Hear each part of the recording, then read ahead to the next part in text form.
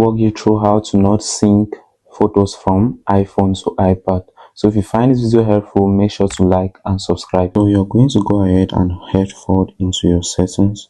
So once you're into your settings, you're going to go ahead and search for photos. So once you search for photos, you're going to go ahead and click on photos. Right here, you're going to see here where it says iCloud Photos.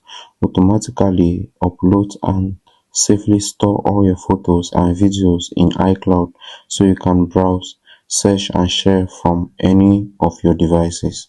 So if you want to or not sync with your other devices or with your iPad, you're going to go ahead and disable right here.